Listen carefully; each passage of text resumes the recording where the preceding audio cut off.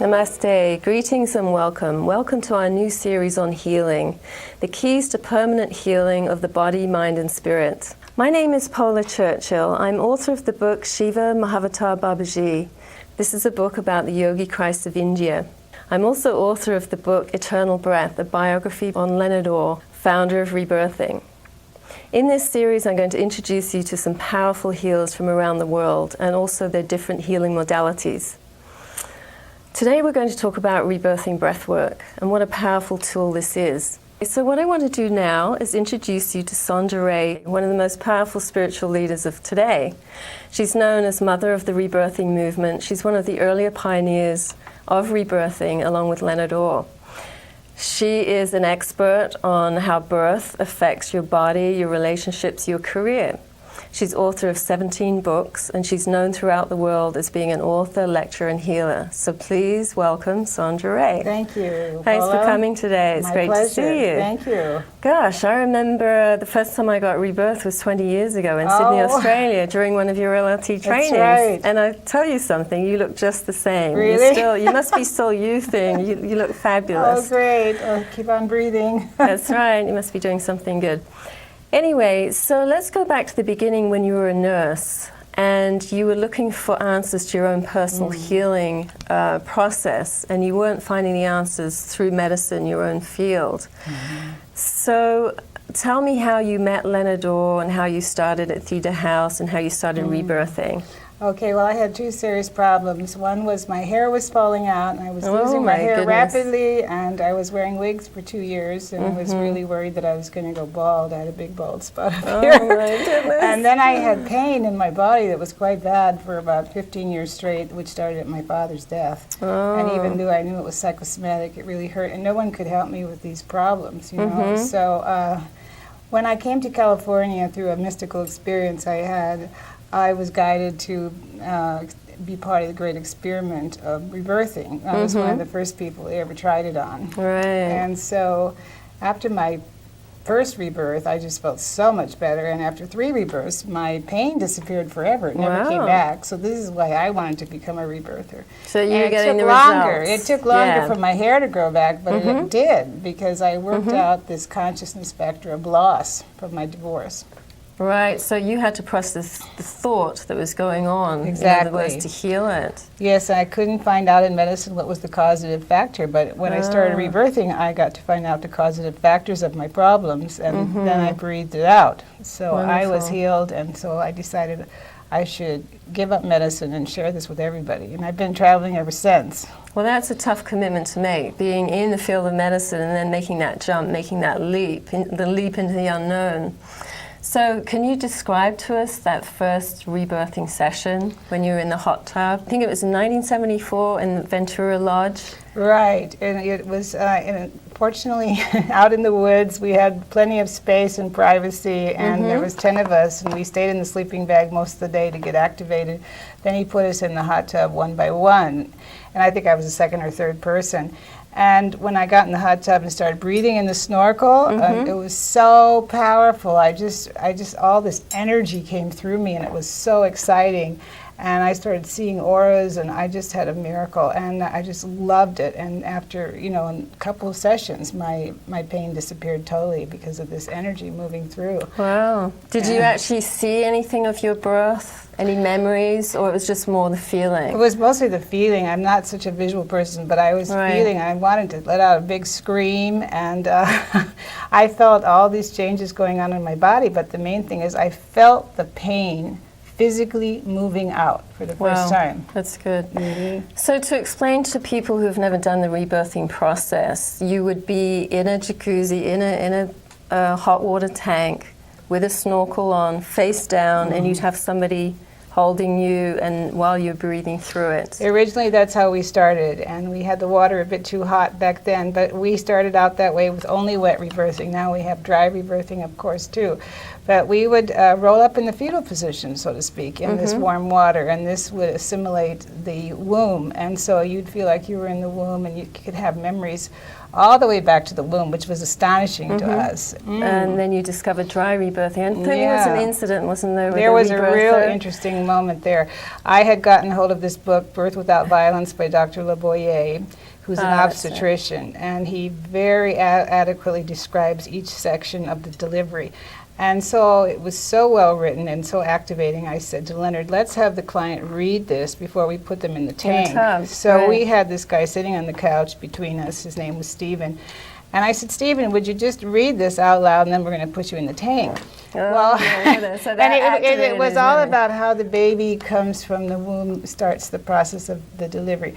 And he got so activated that before we even got him in the tank, he went into a full-on spontaneous breathing session, and he was having vivid memories of birth, just sitting on the couch. And we had no choice but to just keep him there and take him through it. And we were astonished that we didn't need to have the water for the memory of the birth. So from then on, we realized it was the breath done in a certain way, in the presence of someone who's released their birth trauma. So that day changed our lives, because then we could travel all over and do rebirthing anywhere in the world without having to find a hot tub. Oh, that makes things a lot easier, doesn't it? So can you explain the benefits of the benefits and the differences between dry rebirthing and wet rebirthing, and what each one brings up? Well, the breath is the same. It's a circular, smooth breath with no holding at the top or no holding at the bottom. So that's always the same, no matter if it's dry or wet. The dry rebirthing, you lie on the floor or on the bed with your clothes on, and you breathe for at least an hour in this circular, smooth breathing.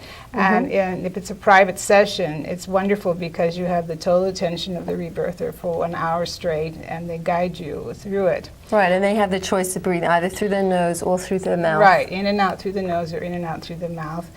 And we suggest people learn both. But anyway, the wet rebirthing has the added feature of the warm water, which does relax you more, and so it does give you a kind of a different experience, and you're down under the water where you can't hear anything, and so there's nothing to distract you. It's just you and God. There's no noise, and it's very powerful, and I think it's a little bit more powerful than dry rebirthing. So now when we introduce a new person to rebirthing, we start with the dry rebirthing first, and we do 10 sessions before we put him in the water, because the water is very activating. That brings up prenatal states of consciousness, the wet rebirthing, so it's more activating. And that's hot water rebirthing. And then, of course, we even have cold water rebirthing, which is even more activating.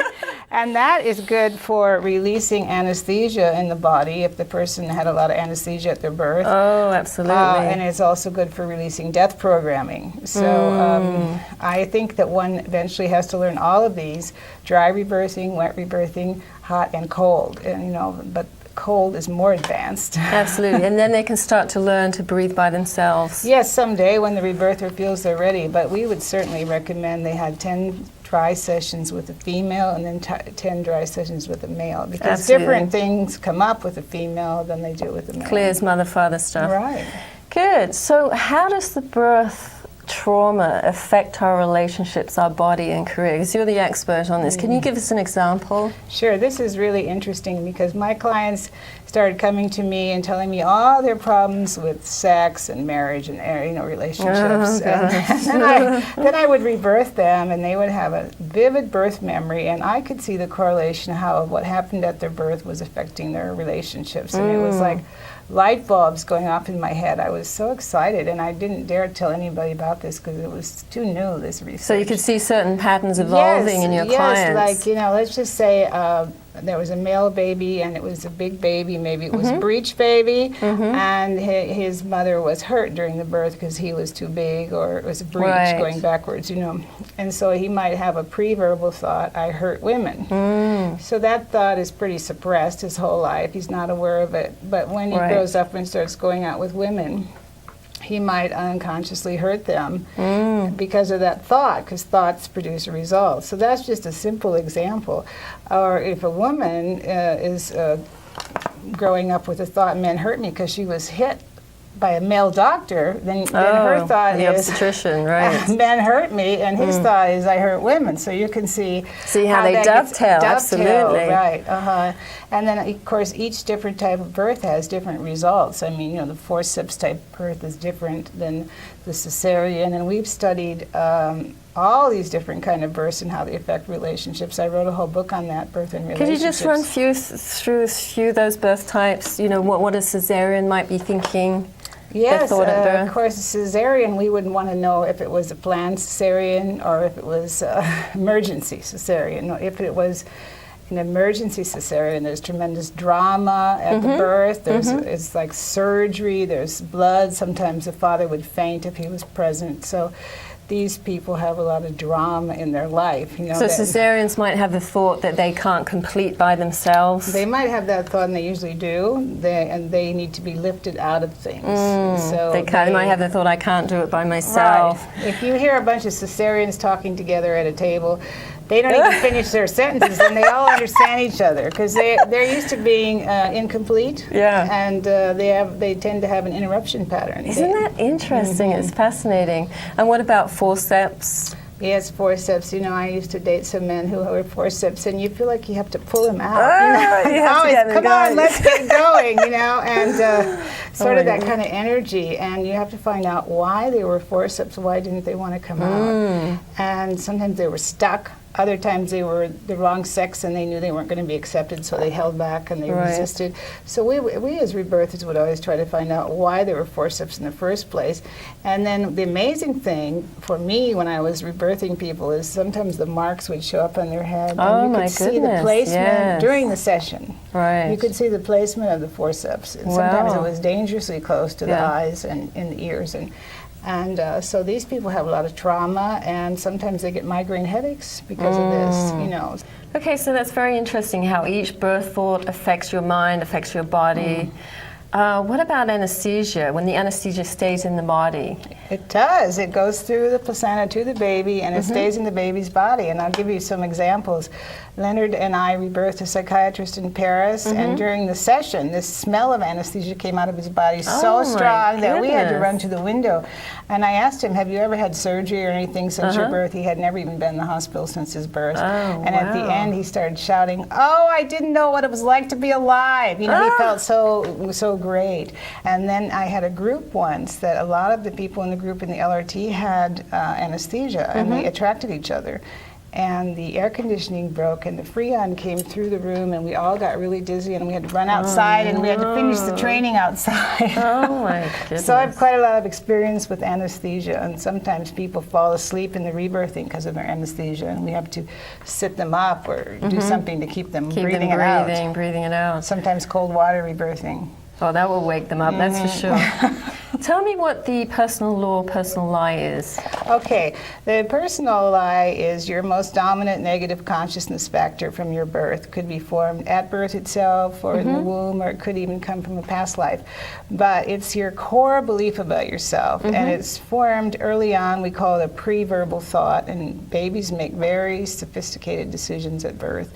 Like, for example, if a baby was not wanted, they might have a thought, "I'm not wanted." If they were the wrong sex, they might have the thought, "I'm wrong," or "I'm a disappointment," or "I'm not lovable," and "I'm not good enough." And some of these thoughts are very common for people. And what happens is this thought tends to create havoc in their life and ruins their life, and it keeps getting activated. Let's say a person who isn't wanted, they may keep attracting partners who don't want them, and they're suffering so much. And when they get to rebirthing, we can help them release this thought from the cells, because it's almost like an addiction, this thought. Oh, it's a core belief that runs your life, isn't it? Because we get addicted to that thought because we survived on it, so we think we have to keep running that. And then the mind proves it. So whatever if you think you're unlovable, you're going to keep attracting people. So whatever you create, the mind, you create that, and then the mind goes, "See, I am unlovable." Right. Yeah, it's amazing how tricky the mind is. Can you explain to me what the 8 biggies of human trauma are that Leonard Orr talks about? Yes, Leonard was very brilliant to figure this out. And this is one of the first things I learned from him. And The first biggie, of course, is the birth trauma itself, and that includes your conception, your pregnancy, your delivery, postpartum, and how that affects you. Then the second biggie is specific negative thought structures and how they affect you. And there's many you learn from your family and TV and everything. And then the third biggie is the parental disapproval syndrome. All the disapproval your parents ever got from your grandparents and how that affects them, and all the disapproval you got from them and how that affects you, and it causes low self-esteem. Then we have the unconscious death urge. Now we could talk about that for weeks, but that's all the death programming and how that affects you, which is major. Okay, we'll go back to that. And then the next one was other lifetimes. And those were the original 5 biggies. Then he added school trauma, and church trauma, and I think senility trauma. And so those are now the 8 biggies, and until you work those out, your life cannot really work the way it should. I mean, you might do well, but you could do a lot better if you got rid of those. Absolutely. So and they cause aging too, you know. Yeah, it's very important to clear those out of your body, and that's why rebirthing is so valuable, because you can breathe them out on a cellular level instead of having them stuck in your body. Right. Great. So what do you think are the keys to permanent healing? Well, the first step is to understand that the mind rules the body. And some people don't understand that. Even when I got a master's degree in medicine and nursing, they never did explain that. How the mind rules the body, and therefore, according to the Course in Miracles, all illness is mental illness. So everything in your body is caused by a thought. So we would say all pain is the effort involved in clinging to a negative thought. That's what we say in rebirthing. Right. So then all symptoms, it would be the same. All symptoms are due to thoughts that you're clinging to with power. So then disease is just a further escalation of that. You're really clinging to some thought with power when you get a full-blown diagnosis, you know. So hopefully we try to get the person to change their thought the minute they have any symptom. And there's a truth process I developed for figuring out what is the actual cause of your symptom. Oh, I know. This is in your book, Celebration of Breath. It's in the book, Spiritual Healing, Healing and Holiness. And it's in there too. Beautiful. Yeah, that's a very powerful process. Do you want to explain that a little bit? Right, it is in both of those books. This is a process I developed for figuring out what is the real cause of your condition or the real cause of your symptoms or disease. And it's called the Ultimate Truth Process. And first you write down the negative thoughts I had that caused this condition were. And you write them down. And you let go of the thought, I don't know, because if you say I don't know, you can't access it. Right. Then you write down what you hear in your head, okay? Then the next part is you write down your payoffs for what are you getting out of this condition that's neurotic. And you have to process that, because the Course in Miracles says you won't heal yourself till you're willing to give up your payoffs. Right. So then the last question, which is really important, is my fears of giving up this condition. And people say, well, I don't have any fears of giving up this illness, but they do, otherwise they would have given it up. So maybe they're getting too many payoffs, and their fear is they wouldn't get attention or love if they gave up the condition, right? So then you write this all down, and you look at it, and you then you confess it. The second part is you confess it to God or another person. And then the third part is you must do spiritual practices or spiritual purification techniques, such as rebirthing, to clear these thoughts. Good. Or chanting or other things, fire ceremonies and so on. Absolutely. Well, Leonard Orr says all symptoms are healings in process. A symptom is either the spirit and mind healing the body, or the spirit and body healing the mind. Wow, that takes a lot to diffuse that, to listen to it. The mind is a tricky thing. So once you said in your book, Healing and Holiness, you had an insidious addiction to suffering. And was this programming from your early religious days? Absolutely, because the church, I belong to a Lutheran church, and, you know, they kind of implied that, you know, suffering makes you holy. Yeah, it makes you more spiritual. It's kind of the implication, and you're supposed to suffer while you're here on earth so that you get all the goodies later. And this makes you addicted to suffering. And then if you want to be a holy person, you think you're supposed to suffer somehow. You learn that as a kid, even I'm though not worthy. Yeah. And you might also have a thought, I'm bad, I'm wrong, I'm not worthy of being healed. So that could be your personal lie. So I'm not good enough to be healed. And in my book, Healing and Holiness, I looked at how all these different personal lies can keep you from healing yourself. Like you might think, well, I'm not good enough, so I'm not good enough to have a miracle, right? So I'm not good enough to have a healing. Stuck in it. And therefore I have to keep suffering. And what if I have a thought I'm guilty? Then I'm going to really think I have to suffer. And the church always taught us as kids that we were guilty. We were born sinners.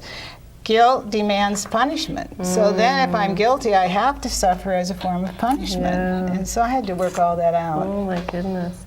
Well, that's my next question. What does the Course in Miracles say about guilt and anger and all of those negative thoughts that hold us back? These heavy emotions are really part of our ego, and the ego is a false self that we made up to replace God. And it's not our real self. No. It says guilt is not only not of God, it's an attack on God. And there's only true emotions, which are love or fear.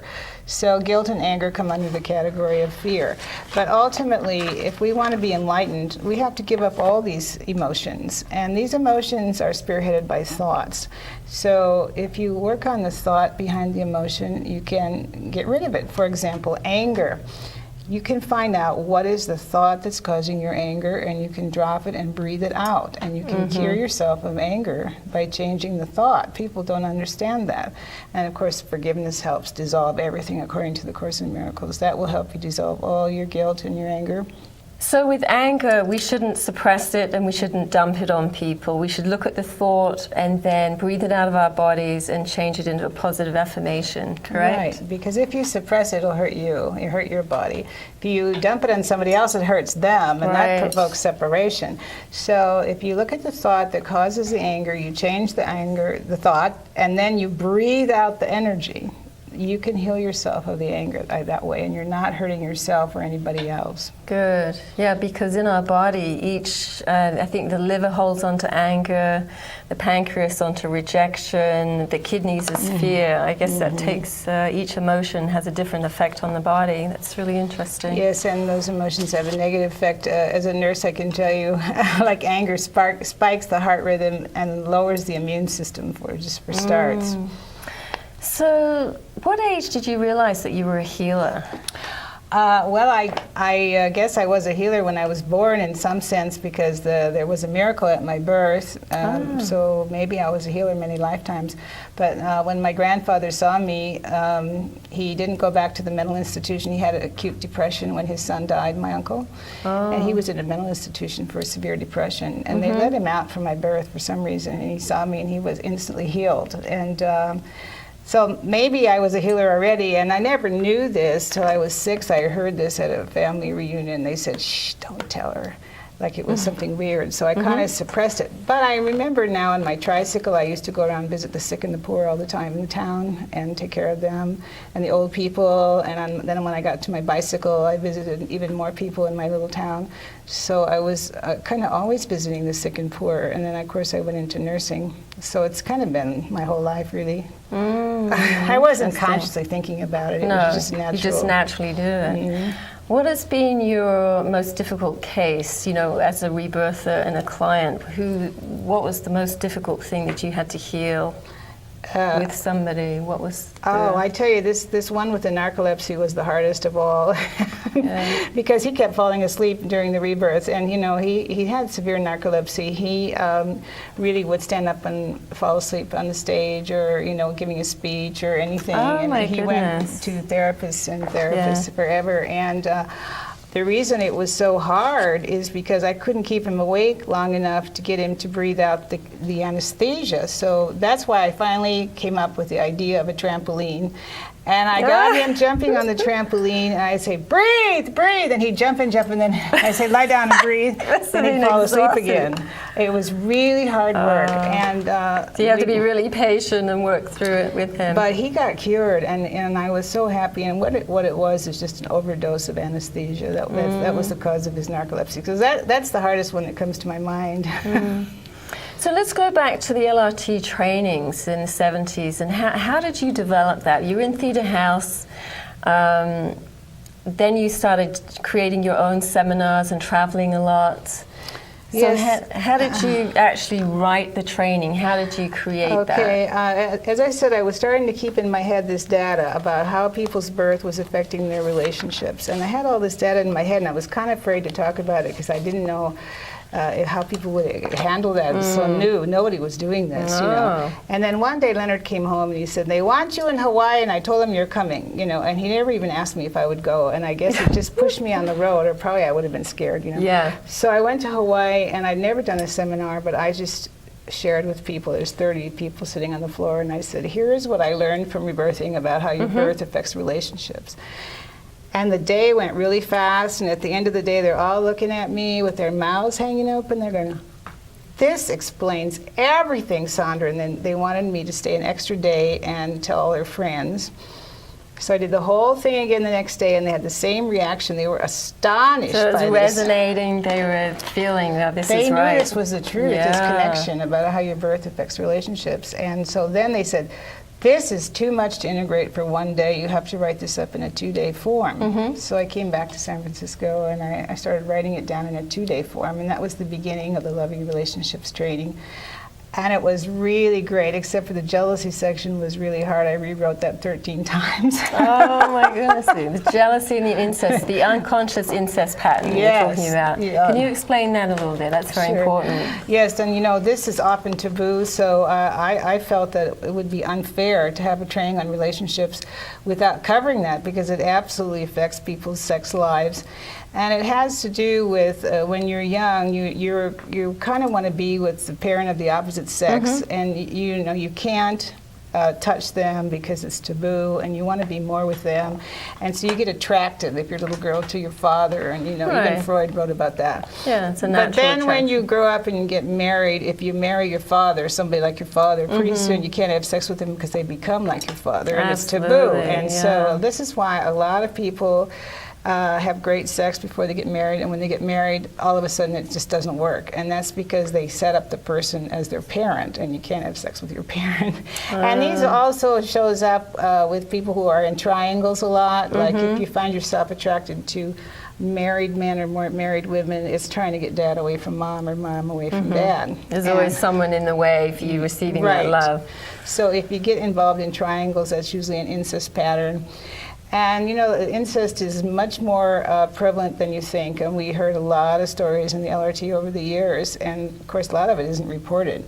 But a lot of it is just emotional incest, not acted out. But that still affects a person because it's psychic. It's psychological incest, you know, like energy. Like I used to have this energy between my father and me, even though he never touched me. It was emotional incest pattern, you know. So I was always looking for my father. Right. That's interesting. And so the LRT's escalated, and you're doing up to 60 trainings in 1 year, and you went international. Wow, that was amazing. Yes, and it was very popular all over the world. And then I started going to India, and I changed a lot, and I started working with the Divine Mother, and then everything changed. My organization was a bit patriarchal, the way I had it set up. So then it kind of collapsed, and there was a period where the LRT was not going on. And then I got very busy with other new paradigms and so on, teaching new paradigms. But now it's had a revival. It has resurrected itself, and we've trained new trainers, and it's back out in the world, and it's really important because it contains all these patterns about relationships, and it can save you decades of time to take this training. Really, Thank decades. God. Thank God we have Sondra Ray on this planet to help us through and to save us for decades with our relationships. Oh my goodness. And so that must have been difficult yourself when you're leading the trainings and being the pioneer, and you're going through your own relationship stuff at the same time. Absolutely. In the beginning, the only thing I could do is just tell the total truth. I'd say, today I'm experiencing jealousy, and I'm learning this, that, and the other. And I never pretended to have it all figured out, which is why I succeeded, you know. And when I came to San Francisco, I was looking for a training on relationships, and there weren't any. And I said, there's all kinds of trainings. What happened to the trainings on relationships? And they said, oh, everybody's too screwed up in their relationships to teach it. And I said, well, does it have to be me then? And you know, I just saw a need, and I filled it.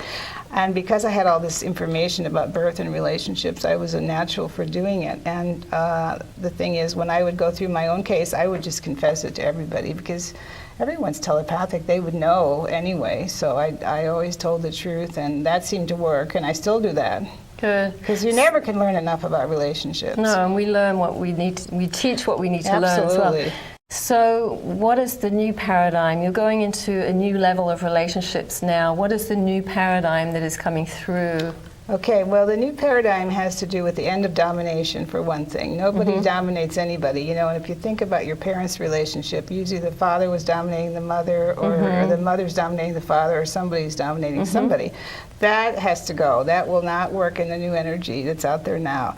And things like competition, anger, you know, constant fighting, that's typical of the old paradigm. And the new paradigm is the paradigm of joy and peace, and what the Course in Miracles calls a holy relationship, versus the old paradigm, which was called an unholy relationship.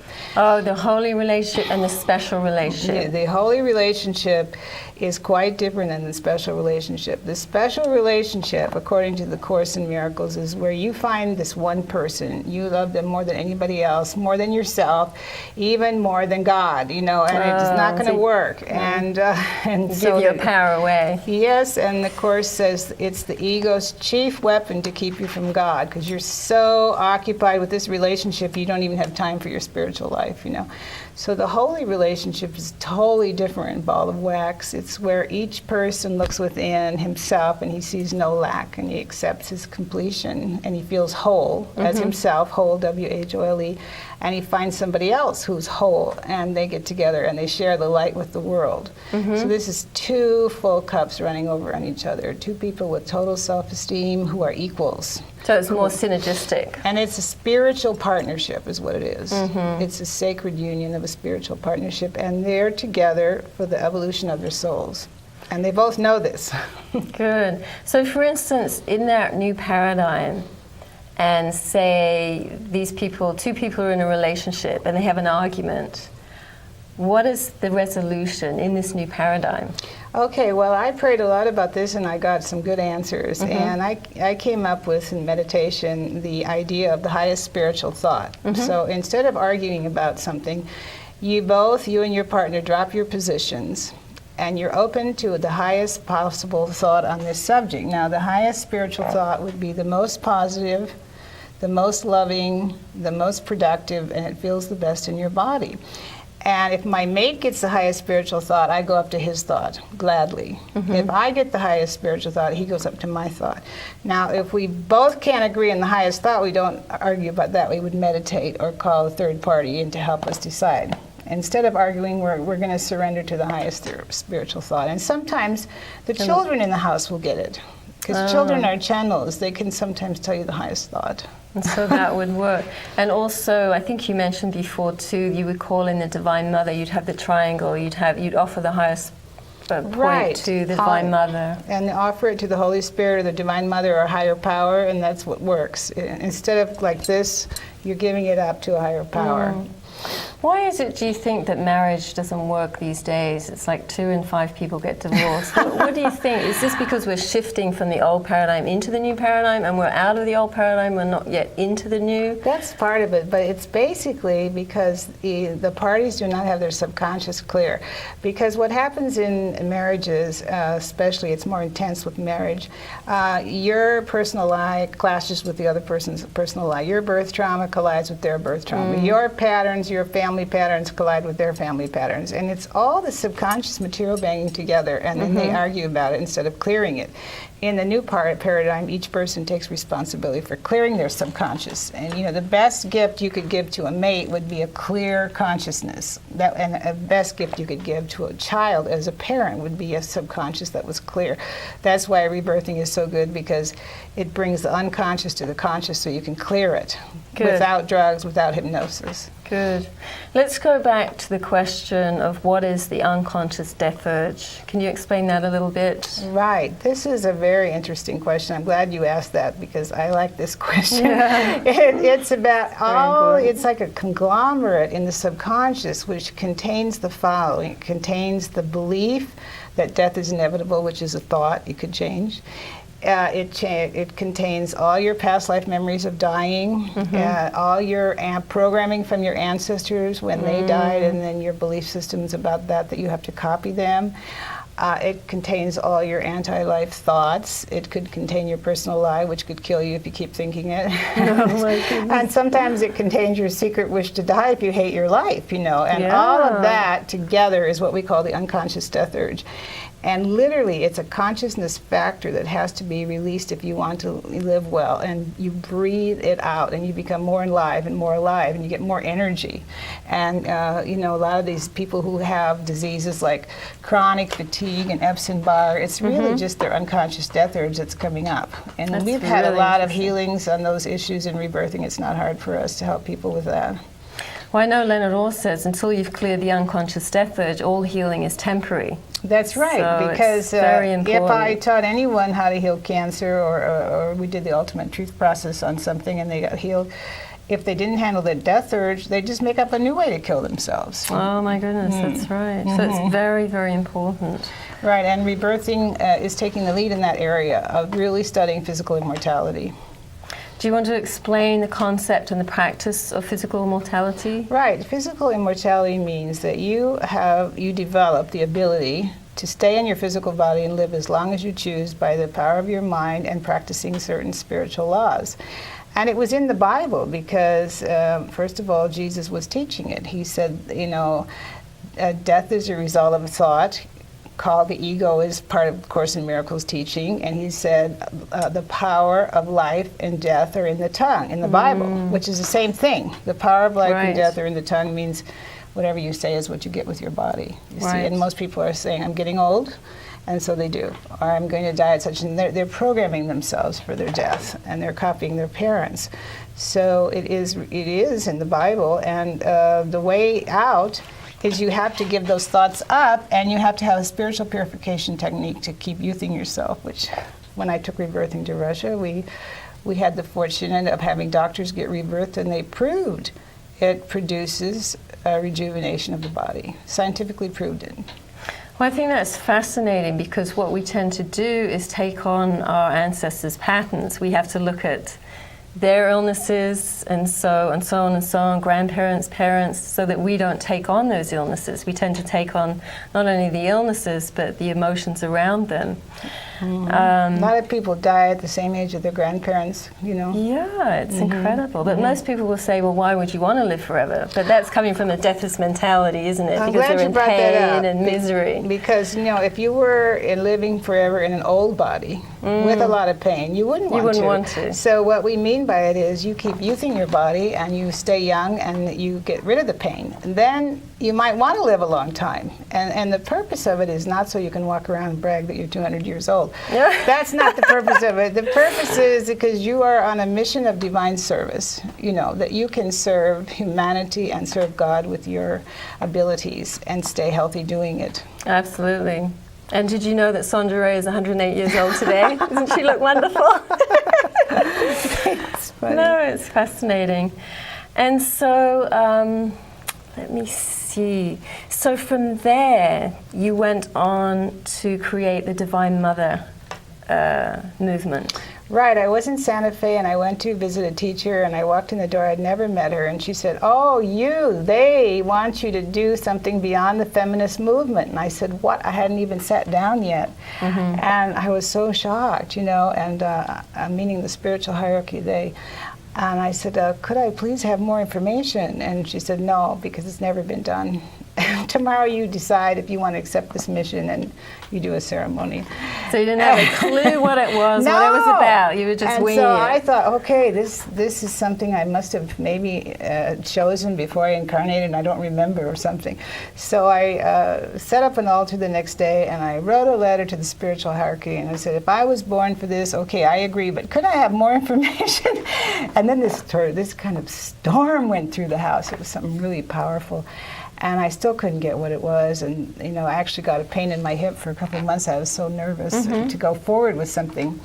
Then I went to India and I did a ceremony in India. And I realized it was the Divine Mother movement because all my spiritual teachers who were male at the time, their secret of their miracles and their power was they all prayed to the Divine Mother. And I didn't even get it at first. And then we actually have a Divine Mother ceremonies that we do called Navaratri, 9 straight days of worship to the Divine Mother. And I realized, wow, the Divine Mother is like the original spark of creation. So you are, which is a feminine aspect. So you're worshiping life itself. And then it started all making sense to me. And they say in India there's nothing higher than worship of the Divine Mother, because it's like the intelligence behind matter, you know.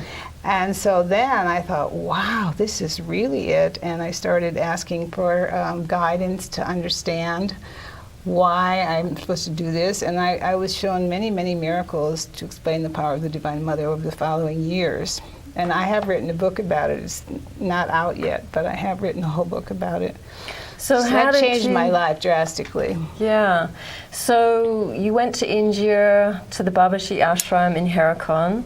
We'll talk about Babaji in a minute. And so you did a ceremony with a few rebirthers, all women, in the Ganges River, and you put oil and rose petals over, and you prayed to the Divine Mother as to what this mission was going to be. And I asked them to help me. I said, if any of you get it, please tell me, because I wasn't getting it. But then after we finished the ceremony, I started walking toward the Dhuni, which is the Divine Mother Fire Temple. Right. And then I heard Divine Mother movement in my head, and I thought, wow, this is it. So then I started doing ceremonies to activate that, and I kept saying Divine Mother movement in all these ceremonies, and I did 3 or 4 ceremonies. I thought, wow, now I've really committed to this, and I still wasn't really clear what it was, but I knew that was the right thing, because I heard it in my head.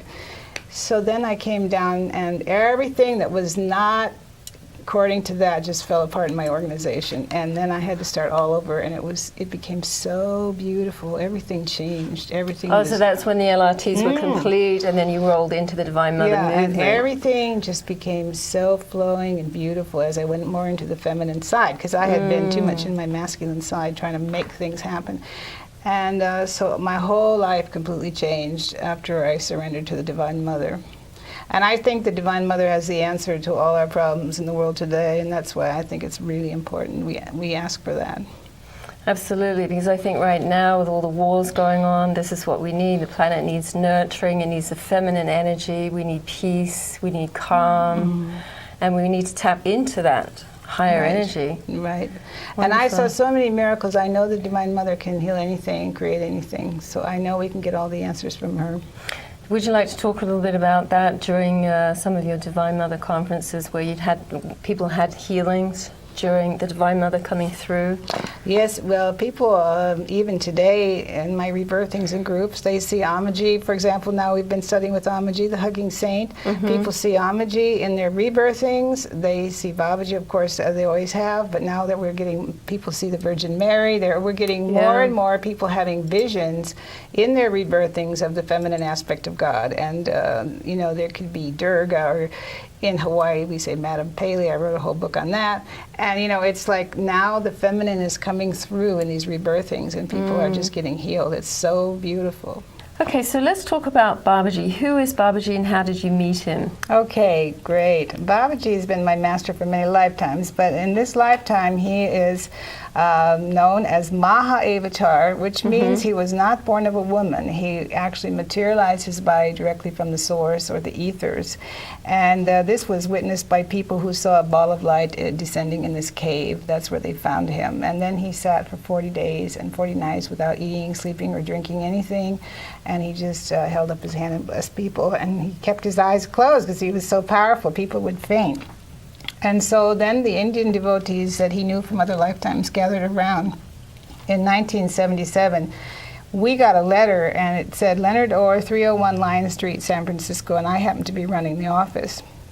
And I remember this letter was very strange, and there's no return address and no signature. It just said, come to India. Oh, my goodness. And so Leonard got this idea. I said, we've been called, Leonard, and he got this idea we should go with 12 rebirthers, and that we should land in Bombay. We had to pick some city, and we should all split up and look for different gurus, and so that's what we actually did.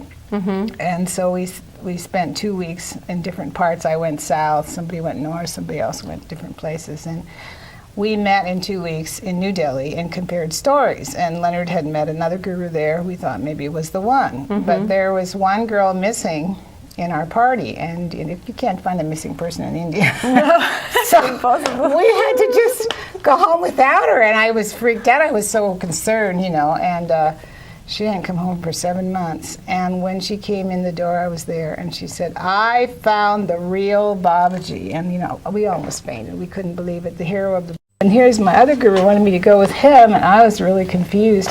And then at midnight, the third night, I said, "I demand to know my true spiritual path." And not only that, I demand to know tonight. And I was desperate because I was afraid I'd make the wrong decision. So you had Abu, what was his name? Abu Babaji. Abu Babaji. So he was preparation before you went to see the real Babaji. And he wanted me to stay with him.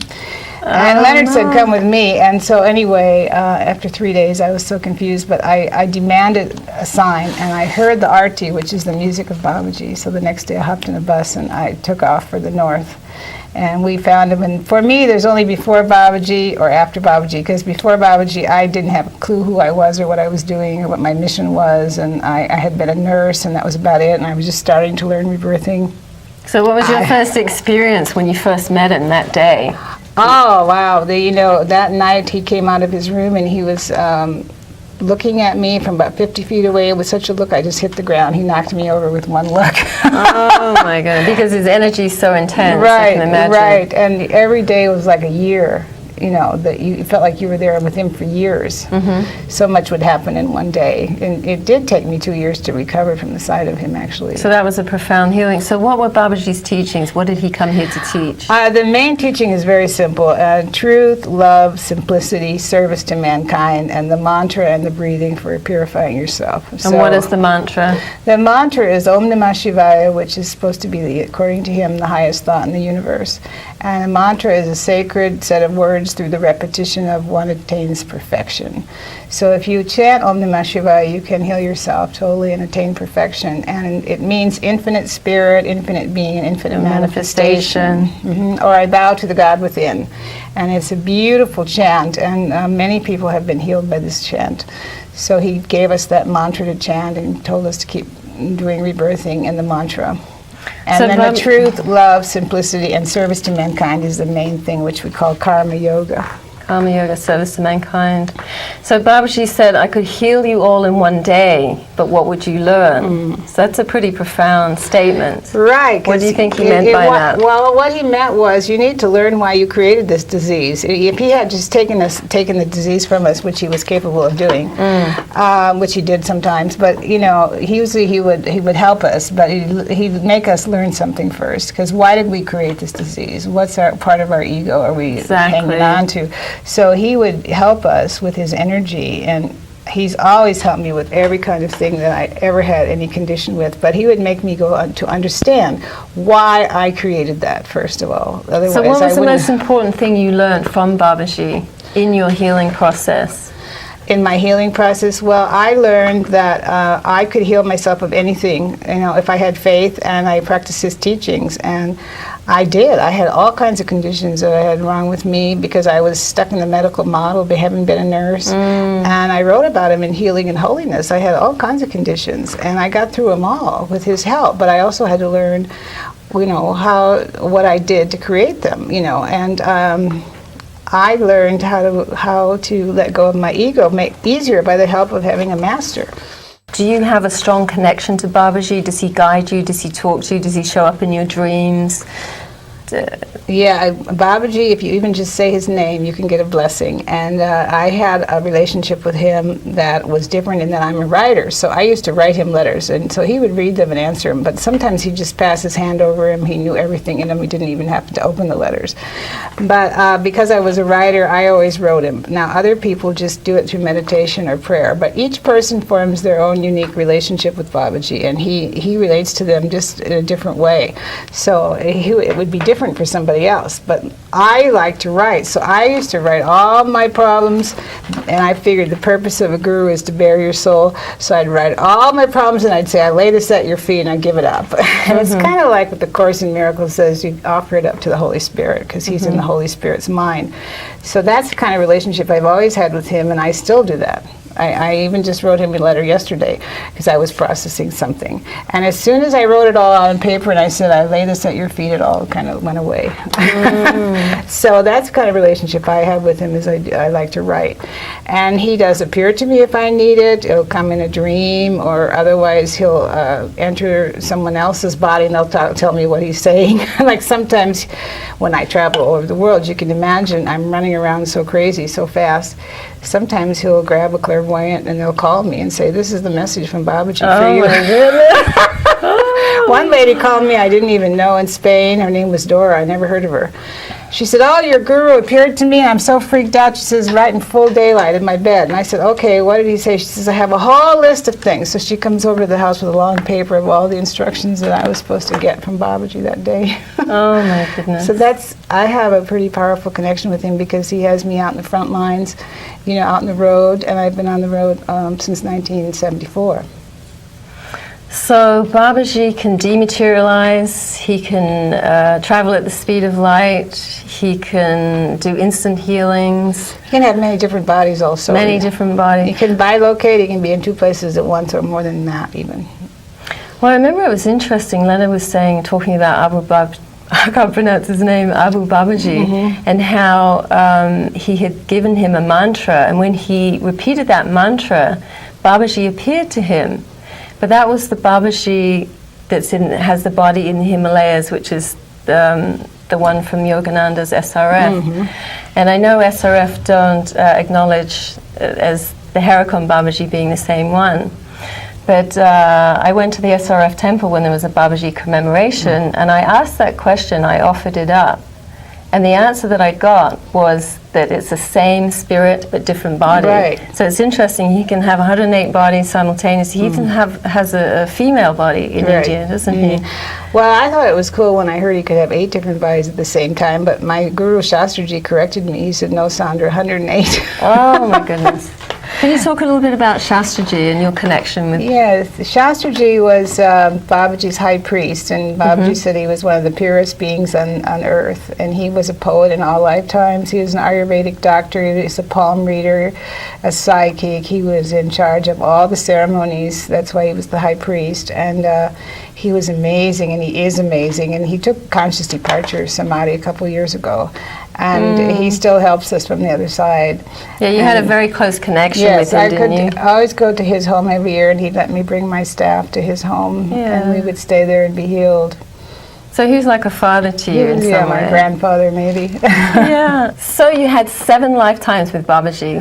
Well, that's what Shastraji told me. Yes. Wow. So you decided after visiting Babaji in his ashram in Hairakhan that you would go back every year for your own personal healing process, and you would take groups from all around the world every year? Yes, I've been doing that for over 20 years. So we go to Navaratri, which is the Divine Mother Festival, 9 straight days of worship to the Divine Mother. It's like an incredible divine circus. That must be so powerful. It's so powerful. So tell me about the liberation training that you created. Yes, that's a training now I'm doing once a year for rebirthers in New Mexico, and it's a very powerful training given to me by the Divine Mother. It's advanced wet rebirthing training. And I design prayers for each person, 10 prayers, and so they learn one on each finger, and they have to breathe a certain amount of breaths on each prayer, and then they have to do 4 rounds of 4. And it's quite deep. It takes about 5 days to do the whole thing, to learn it. And so tell me about the sacred renewal technique that you included with that liberation training. The sacred renewal technique is an addition I've made to dry rebirthing. After we rebirth a person 45 minutes, then the rebirther will say mantras, 108 mantras out loud for the client while they're continuing to breathe, and then repeat the 108 names of the Divine Mother out loud. And it's really powerful. It makes everything even more spiritual. Amazing. Okay, now tell me about your latest book, Pele's Wish. Okay, Pele's Wish is Pele, first of all, is a goddess of volcanoes, right? And so it's about Hawaiian spirituality, and they honor Pele everywhere on all the islands because the islands were volcanic, so it's really like the Divine Mother. But the kahunas are spiritual masters of Hawaii, and they could perform miracles and perform magic, and they understood how to make prayers work. And the reason they could make their prayers work is they did breathing in the prayers. So in a way, rebirthers are kind of like modern-day kahunas in a way. only the breathing is a bit different. And what is the name of your Hawaiian teacher? My original teacher was Morna Simeona, and now I have Auntie Pua. She's on Maui. Beautiful names. And so you had quite an adventure there on the island, on the big island. Yes, I was inside this cave called the Vagina Cave. Wow, and that's where it all happened. It's actually formed by Madame Paley, and it's natural, and it looks like the female parts, and it's really amazing. You crawl in through the ovary, go down the fallopian tube into the uterus. What about ascension? What are the keys to ascension? Well, right now I've written a new training about ascension. It's called The New Frequency for Relationships. And the whole planet is going through an ascension process, really. It's called a dimensional shift. And between now and 2012, the planet is going to raise its vibration. Ascension means you raise your vibrations and you get more and more light and more light, and you get to a higher and higher vibration. And since the whole planet itself is ascending, we must ascend with it. And that means we have to let go of all third dimensional emotions like fear, anger, and guilt, and go into the higher vibration of, pure unconditional love and total integrity and so on. And constantly raising your vibrations also through rebirthing. So rebirthing is actually an ascension process, and it's a lifelong spiritual path. Great, wonderful. Thank you, Sondra Ray, for being here today. Yeah, my pleasure. So if you need to get any information about my website, it's www.polachurchill.com. And also Sondra Ray is www.sondraray.com. You can follow up for sessions, individual sessions, rebirthing trainings, Sondra's Eternal Quest trip to India. And now we're going to close with a prayer that Sondra's going to read from her book, Healing and Holiness. It was a prayer that she wrote to the Divine Mother. Yes, and this is after I went through a very difficult initiation, which took quite a long time. And I was so grateful that I wrote this prayer to the Divine Mother. Praise to you, Divine Mother. You have once again made my life a miracle. I take refuge in your nurturing arms of compassion. I praise you for once again giving me spirit of power and love and sound mind. I praise all you have created, and I want your name to be exalted. You called me out of the darkness to your marvelous light. I shout with a voice of triumph. I offer myself willingly to you. Great and marvelous are your works. May all nations worship before you. I fall down before you and worship you who lives forever and ever. I praise you for your excellent greatness. With you, all things are possible. I am humbled and bow down as you are revealed to me. You have destroyed the last enemy in me and made me alive once again. You have raised me from the dust and from the ash heap. I sing praises to your powers because you have revived my heart. You brought me back to life, therefore I glorify you in my spirit and body. Let me declare your glory among the nations. I want to always obey your voice and be your treasure on this land. You have removed the burden from my shoulders. As your servant, I will do your will from my heart. If you will a thing for me to do, I will do it as perfectly as I can and give the glory to you. Let us all praise your name and greatness. It's a long prayer. Oh, that's beautiful. That's just one little part. Thank you so much. Namaste.